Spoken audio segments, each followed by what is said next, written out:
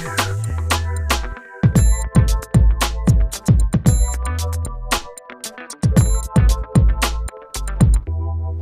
my name is Mishari Al-Mufarreh, and I'd like to talk about today something called the eye patterns.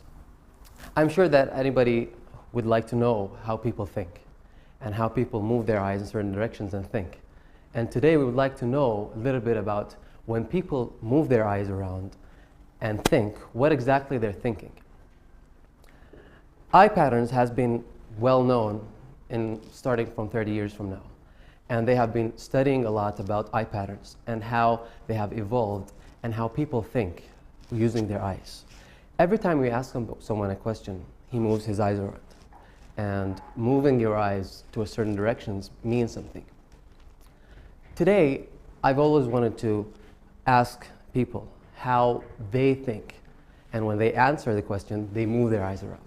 So I'd like to explain today what exactly these eye movements are and how we can learn of people moving their eyes around when they ask them a question. There are 5 senses for humans. We've got visual, kinesthetic, auditory, olfactory, and gustatory. Today we'll focus on 3 senses: the visual, the auditory, and the kinesthetic. In the eye patterns diagram, when people look up to the right or up to the left, it means something. When we ask someone a question and he answers back by looking up right or left, he is visualizing something. Looking to the right means that he is constructing something. And looking to the upper left means that he is remembering something. And this can help us to actually know how people think when we ask them a question.